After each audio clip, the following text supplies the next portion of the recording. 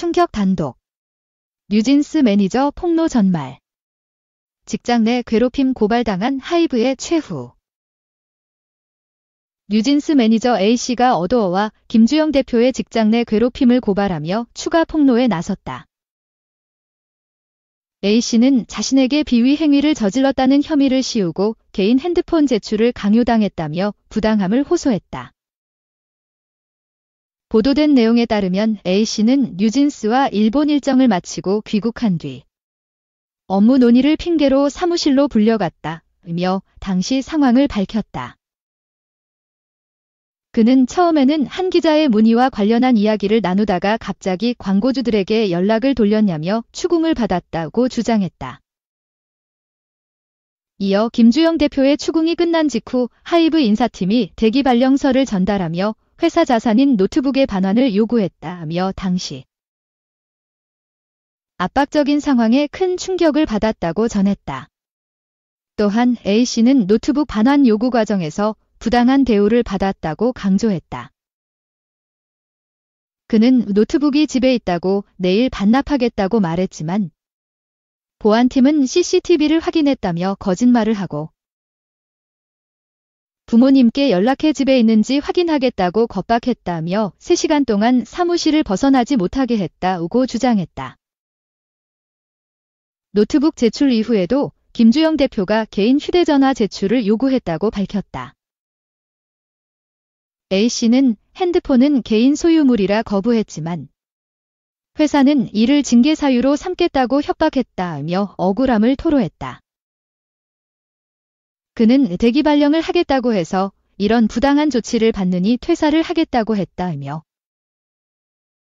그랬더니 사직 의사를 밝히더라도 회사가 수락하지 않는 한 30일이 지나야 퇴직 효력이 생기니 비위 행위에 대한 조사를 받으라고 하더라고 했다. 이에 대해 어도어는 A씨의 주장을 전면 부인하며 J씨가 광고주에게 연락해 회사를 배제하고 아티스트와 브랜드 간 직접 계약 체결을 종용했다고 반박했다. 또한 해당 매니저가 이러한 행동을 인정한 명백한 증거가 있다며 조사 과정에서 허위 진술로 일관해 대기 발령 조치를 취했다고 밝혔다. 소속사는 노트북 반환 과정에 대해서도 A씨가 제출한 노트북은 복구가 불가능할 정도로 포맷된 상태였다. 삭제된 자료가 무엇인지 파악조차 어렵다며 필요한 법적 조치를 진행하겠다고 전했다. A씨는 어도어 측의 주장을 강하게 반박했다. 그는 뉴진스 멤버들이 광고주들에게 전속계약 해지 의사를 전달해달라고 요청해 멤버들의 뜻을 광고주에게 전달했을 뿐이라며 해사 행위를 저지른 적이 없다고 강조했다. 또한 대주업체에서 개런티 입금처를 물어보면 어도어로 해야 한다고 안내했다며 오히려 회사 방침을 철저히 따랐다고 주장했다. A씨는 멤버들과 회사 간 갈등이 매니저에게 전가된 상황이 너무나 분통하다고 덧붙였다. A씨는 이어 후배 매니저들의 노트북까지 압수했다는 소식을 접하고 더 이상 참을 수 없어 직장 내 괴롭힘으로 고발했다고 주장했다. 그는 마지막으로 스케줄에 충실하며 다른 매니저들을 다독여왔는데 회사 행위자로 몰아가는 상황이 너무 억울하다며 진상을 규명해 명예를 회복하고 싶다고 호소했다. 직장 내 괴롭힘으로 맞선 A씨와 이를 반박하는 어도어 측의 주장이 팽팽히 맞서고 있다. 사건의 향방에 이목이 쏠리고 있다. 2030년 결혼 김숙 블랙하트 윤정수 법적 효력 유 조세호 결혼식이 계기 홈즈 종합 두 사람은 2015년 10월부터 2017년 9월까지 JTBC 예능님과 함께 시즌2 최고의 사랑에서 가상부부 정수 커플로 큰 사랑을 받은 바 있다. 이날도 중년 부부 같은 편안한 호흡을 선보인 김숙과 윤정수. 김숙은 이에 둘이 있으면 아직 부부인 줄 아신다. 재방송도 있고 유튜브도 많아 아직 같이 살고 있는 줄 안다고 토로했다. 또한 김숙과 윤정수는 2016년 둘 다 솔로일 경우 2030년에 결혼을 하기로 약속했음을 밝혔다. 이들은 변호사로부터 공증까지 받았음을 고백했고 패널들은 변호사님 통해 공증을 받은 건 법적으로 효력이 있다는 거 아니냐며 놀라움을 표했다. 결혼 약속에는 배우자만 없다면 딸린 19올 합병, 빚 있으면 무효 등의 조건이 적혀 있어 눈길을 끈다. 이를 짚은 김숙은 오빠 빚 있지 않냐며 윤정수의 근황을 물었지만 윤정수는 빚 없다니까 라고 해 의미심장 분위기를 만들었다. 그러자 김숙은 나라도 빚을 져야겠다. 오고 받아쳐 모두를 폭소케 했다.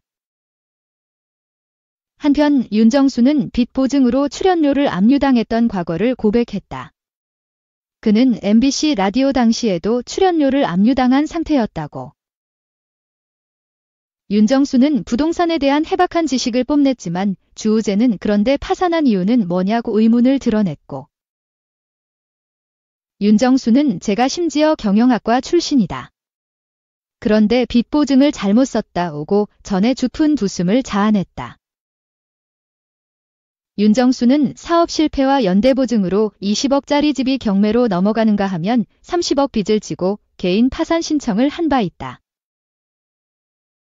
다행히 2019년 그는 신용 회복 소식을 전했다. 또한 최근 윤정수는 채널A 절친 다큐멘터리 4인용 식탁에서도 김숙을 언급해 눈길을 끌었다. 당시 윤정수는 조세호의 결혼식에서 김숙을 만났으며 결혼식을 본 후 결혼에 대한 생각이 바뀌었다고 고백하며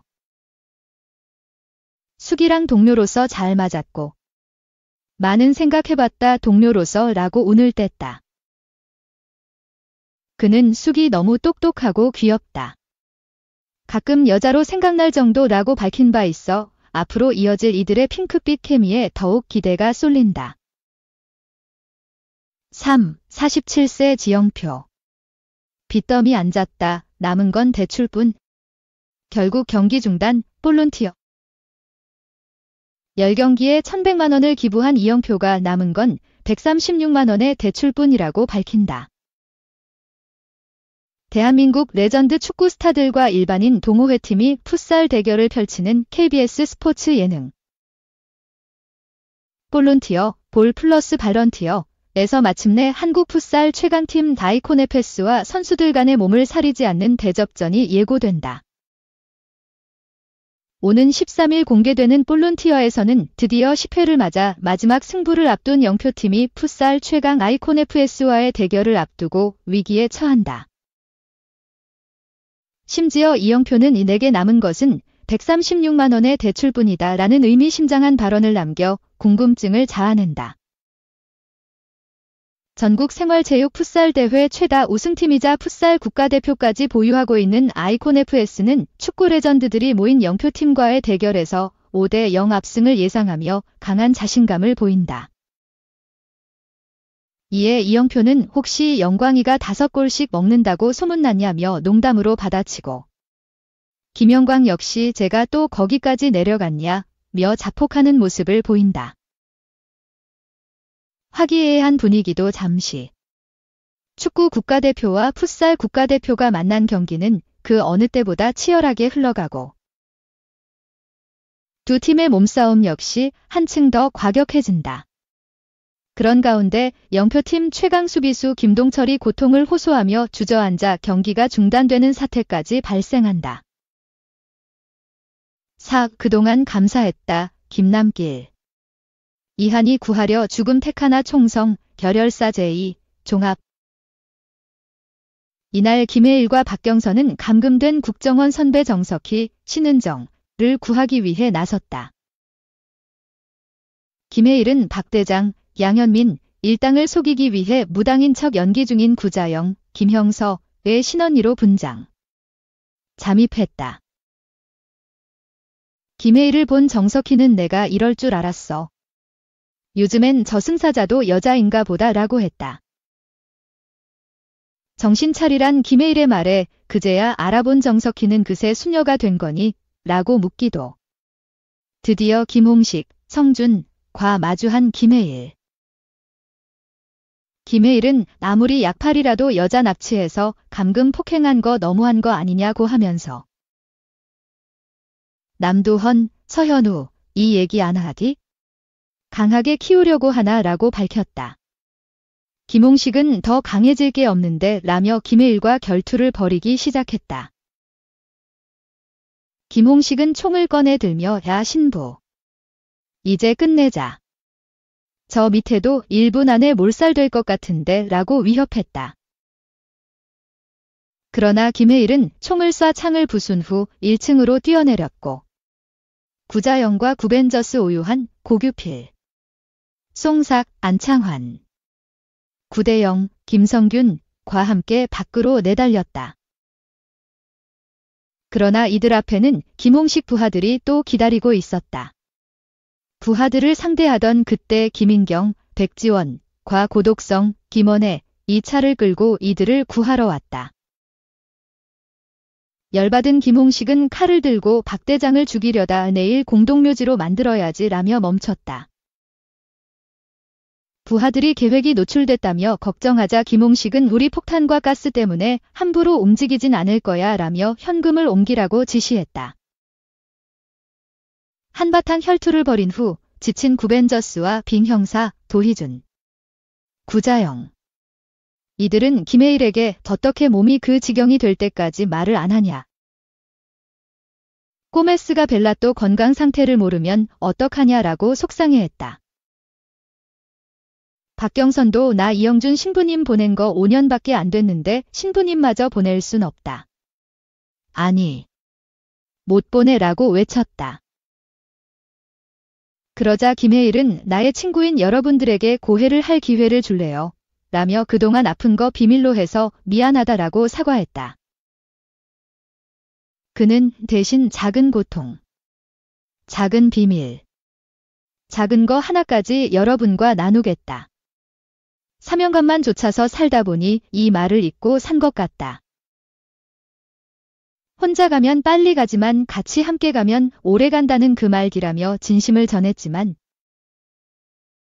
그때 배달 음식이 온 초인종 소리가 울려 모두가 음식을 받기 위해 사라졌다.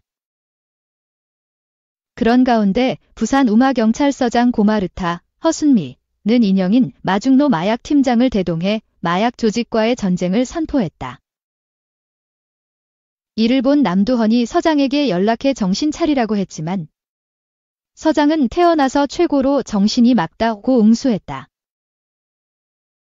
특히 서장은 마중노 팀장의 말을 빌려 제가 싫어하는 압이 3개 있는데 인권 탄압, 과잉 진압, 외압이다라고 밝혔다. 김홍식은 급하게 박경선을 만나 내일 멀리 출장을 가게 됐다 라며 같이 가달라고 청했다. 박경선이 거부하자 김홍식은 나 검사님 필요한데 보쌈이라도 해야 하나 라며 보고 싶을 거다고 했다.